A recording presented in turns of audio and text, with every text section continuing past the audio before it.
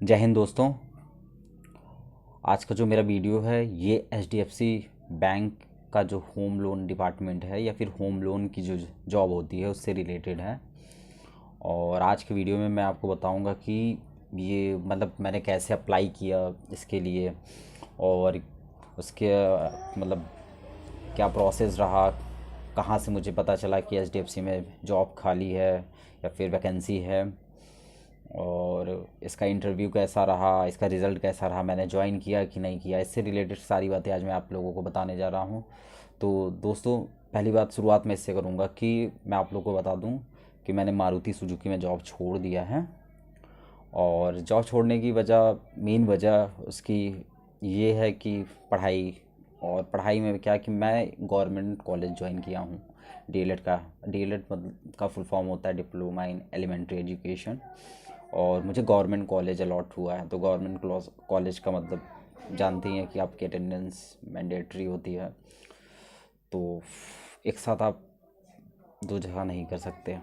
तो और उससे रिलेटेड और भी काफ़ी चीज़ें हैं, क्यों जॉब छोड़ा क्या, तो मैं किसी और वीडियो में बताऊंगा। अभी फ़िलहाल काम की बातें करते हैं। तो जो मेन बात है कि एचडीएफसी बैंक में मुझे कैसे, मतलब होम लोन डिपार्टमेंट की जॉब के बारे में मुझे कैसे पता चला, जो बेसिकली होता क्या है। जैसे हम लोग क्या कहते हैं, बहुत सी वेबसाइटों पे रजिस्टर हो जाते हैं जॉब के लिए। जैसे नौकरी.com है ना, नौकरी.com, और बहुत सी जगह पे हम लोग इनरोल हो जाते हैं। अभी एक शायद रोजगार करके कुछ चल रहा है, तो उसमें मैं भी ऐसे, मुझे जब जॉब की नीड थी तो मैं भी काफ़ी जगह मैं इनरोल हो गया। मुझे याद भी नहीं मैंने कहाँ कहाँ रजिस्ट्रेशन किया है। तो कंसल्टेंसी फर्म होती है। कंसल्टेंसी फर्म क्या करती है कि एक तो बहुत सी जॉब आप देखेंगे ना, जैसे कि प्राइवेट जो जॉब साइट्स होती हैं, नौकरी.com वगैरह पे, तो कंसल्टेंसी फर्म डाल देती हैं वैकेंसी के बारे में। तो ऐसे ही ये जो कंसल्टेंसी फर्म होती हैं, ये आपका डाटा, या फिर आप इंटरेस्टेड रहते हैं तो आप उसमें क्लिक करते हैं तो आपका डाटा उनके पास जाता है, और आप अपना प्रेफरेंस भरते हैं, आप अपनी लोकेशन वगैरह डालते हैं। तो मैंने अपना होम टाउन का लोकेशन डाला हुआ था। तो जब होम टाउन का लोकेशन मैंने डाला तो कुछ दिनों बाद, मुझे पता भी नहीं मैंने कब उस जॉब के लिए अप्लाई किया था, आई डोंट नो। तो फिर एक दिन मेरे पास कॉल आया एचडीएफसी, बोले कि उन्होंने बताया कि मैं एचडीएफसी बैंक से बोल रहा हूँ। देन उन्होंने मेरा basically phone telephonic interview type का लिया, क्या करते हैं अपने बारे में बताइए वगैरह। तो फिर मैंने उनको बताया। तब मुझे नहीं पता था कि ये कंसल्टेंसी फर्म है, बैंक नहीं है। तो इन्होंने इतना करने के बाद मुझे बोला कि ठीक है, आपसे हम आगे संपर्क में करेंगे। फिर इनका दोबारा कॉल आया मेरे पास, बोले कि हमको अपना रिज्यूम भेज दीजिए। और क्या कहते हैं, मैंने व्हाट्सअप किया इनको अपना रिज्यूम भेजने में कोई वैसी प्रॉब्लम नहीं है, कौन सा उसमें हम लोग अपना बैंक डिटेल तो डालते नहीं हैं। और मैंने अपना रिज्यूम इनको भेज दिया तो फिर 2 दिन बाद, आई थिंक 2 दिन बाद, इन्होंने मुझे बताया कि आपके एरिया में एचडीएफसी बैंक में क्या कहते हैं, होम लोन का इंटरव्यू फला फला डेट को है, तो आप इंटरेस्टेड हैं, आप जाएंगे? तो मैंने कहा हाँ सर, वाई नॉट। मुझे वहाँ जाने के बाद पता चला कि मैं जिनसे बात कर रहा था वो कंसल्टेंसी फर्म वाले थे, वो एचडीएफसी बैंक वाले नहीं थे। और उन्होंने मुझे बताया, अपना जो मेरा रिज्यूम था उसके ऊपर अपनी फर्म का, जिनकी फर्म थी उसका नाम भी मेंशन करना था ऊपर। तो उन्होंने हमको कॉल करके बताया, सारा चीज़ वही समझा रहे थे क्या कैसे करना है। फिर उन्होंने अपने कंसल्टेंसी फर्म का नाम लिखाया फॉर्म के ऊपर। और फिर वहाँ पे मैं गया तो देखा वहाँ पे काफ़ी एजेड लोग थे, काफ़ी एक्सपीरियंस, लगभग 10 10 15 15 साल का उनको एक्सपीरियंस था। कोई माइक्रो फाइनेंस से था, कोई फोर व्हीलर सेल्स से था, सबका अलग अलग डिपार्टमेंट था।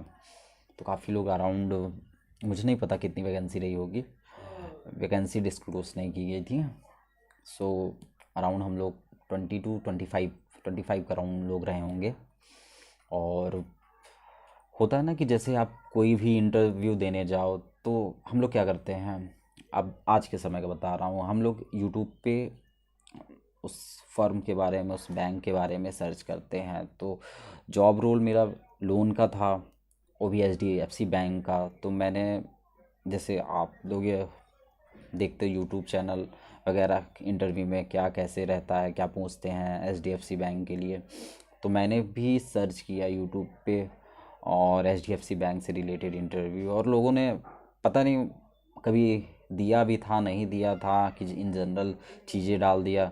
उन्होंने डाल दिया कि HDFC का फुल फॉर्म क्या है, HDFC का कब इस्टेब्लिश कब हुई थी, और HDFC में क्या कहते हैं, इसके CEO कौन है, और काफ़ी चीज़ें HDFC के बारे में उन्होंने बताई हुई थी। मैंने भी उसे एज इट इज़ याद कर लिया। मुझे मुझे लगा कि हाँ शायद ये सब क्वेश्चन पूछें। तो लगभग 10 लोगों के बाद मेरा वहाँ पे इंटरव्यू स्टार्ट हुआ, और मुझे लगा कि जैसे ही होता ना, जैसे मैंने मारुति सुजुकी में इंटरव्यू दिया था, तो उसमें 3 लोगों का पैनल बैठा हुआ था। तो मुझे लगा कि यहाँ भी सेम होगा। बट मैं जब गया अंदर, वहाँ पे देखा तो एक सिंगल आदमी, एक सिंगल पर्सन, जिसके अराउंड एज 45 के रही होगी, मतलब 45 एज रही होगी उनकी, और वो सिंगल ही इंटरव्यू ले रहे थे लोगों का।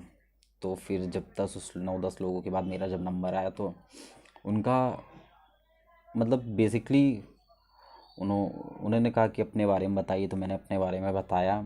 उसके बाद उनका क्वेश्चन एक सिंपल सा क्वेश्चन था कि आप बिज़नेस कहाँ से लाएंगे, बिज़नेस इन मीन्स कि आप मतलब कहाँ से कस्टमर लाएंगे।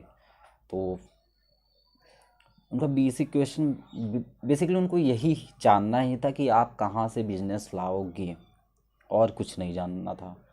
जैसे होता फॉर्मेलिटी, मैंने यूट्यूब पे देखा था कि ये चीज़ पूछा जाएगा आपको, और आपको HDFC के CEO के बारे में, इसके फला फला फला फला, लेकिन ऐसा कुछ भी नहीं था। उन्होंने डायरेक्ट पूछा लोन क्या होता है, मतलब लोन के बारे में मैंने बताया।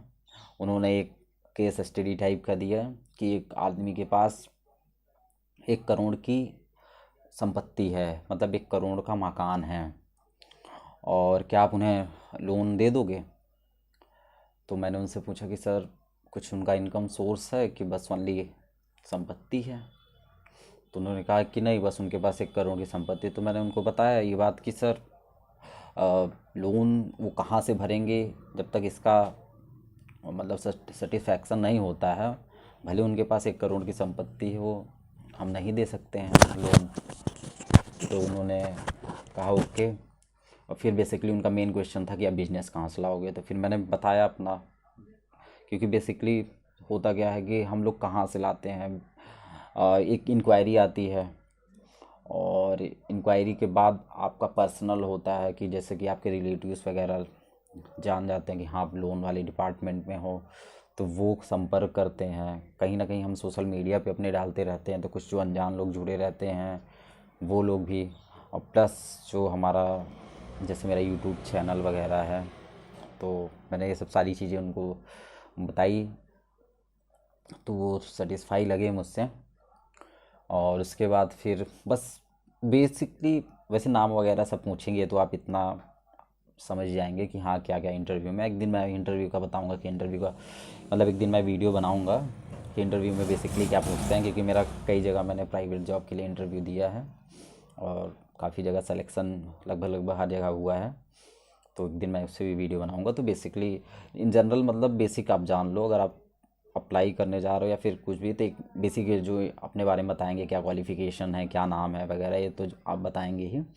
और बेसिकली उनको जानना होता है। अगर आप दिल्ली बम्बई का नहीं पता मुझे वहाँ कैसा इंटरव्यू लेते हैं, बट अपने यूपी साइड का बता रहा हूँ। यहाँ पे लोग डायरेक्ट होते हैं, उनको फॉर्मेलिटी नहीं चाहिए। उनको चाहिए आप बिजनेस कहाँ से लाओगे। आप किसी फर्म में लगे हो, किसी फर्म में के लिए मतलब फ़र्क कर रहे हो, तो आप उनको बिजनेस कहाँ से दोगे। और अगर उनको फील हो गया कि हाँ ये बंदे के अंदर टैलेंट है या फिर ये ला सकता है, तो बेसिकली आपको इन कर लेंगे। तो इंटरव्यू बीता मेरा, और मैं उतनी समय मैंने कॉलेज ज्वाइन कर लिया था मेरा, और मुझे पता था मैं ज्वाइन नहीं कर पाऊँगा जॉब, फिर भी उधर से कॉल आया। सो वो तो पॉसिबल नहीं था कि मैं कॉलेज के साथ कर पाऊँ।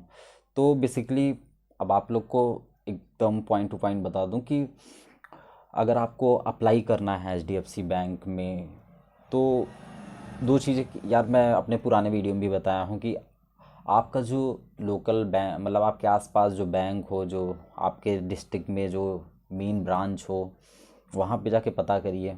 क्योंकि समय समय पे होम लोन सेक्टर या फिर प्राइवेट बैंक या प्राइवेट जॉब का एक सेक्टर है कि हर महीने नए एम्प्लॉय आते हैं और हर महीने नए एम्प्लॉय जाते हैं।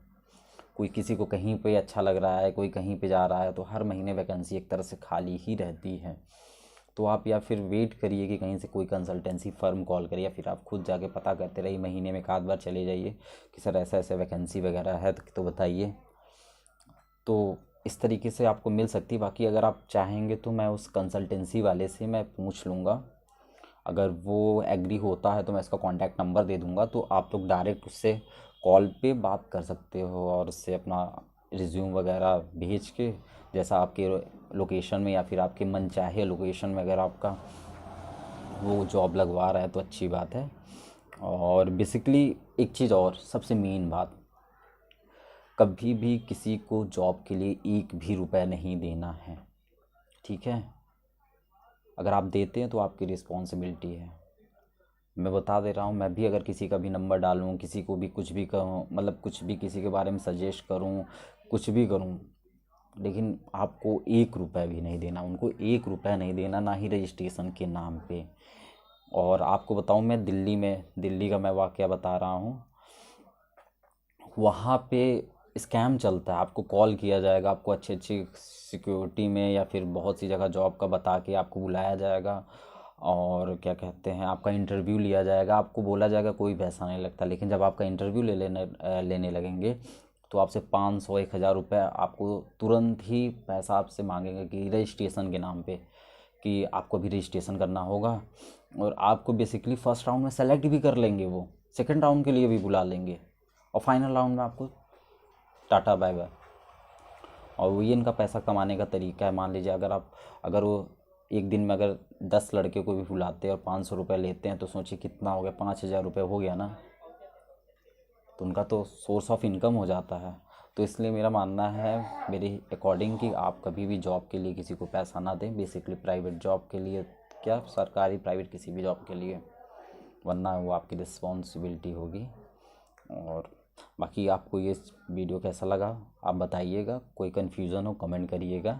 और हाँ, एक मेन चीज़ मैं बताना चाहता हूँ, आप लोग बहुत बार ऐसा होता है कि मैं कमेंट काफ़ी लेट कभी कभी देखता हूँ, मैं उतना एक्टिव नहीं रहता, क्योंकि यूट्यूब पे वैसे भी ये वीडियो अगर देखा जाए, जो प्रॉपर वीडियो बनाता हूँ मैं, ये लगभग 6-7 महीने बाद ये वीडियो आया हुआ है।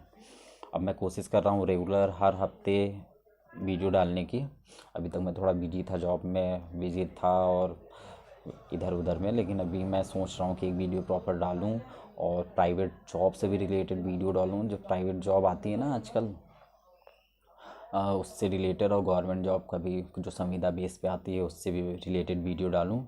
और मेरा टेलीग्राम चैनल है, आप उस पर टेलीग्राम चैट वाले सेक्शन में जाके, मतलब चैट वाले उसमें जाके बात भी कर सकते। कभी कभी होता क्या है कि लोगों ने मैसेज किया और मैंने वो मैसेज सीन भी नहीं किया, उसके पहले ही 1-2 दिन बीता, मान लो मैंने नहीं ओपन किया, तो पहले ही लेफ़्ट हो जाते हैं, मतलब मैं मेरे रिप्लाई देने से पहले ही लेफ़्ट हो जाते हैं।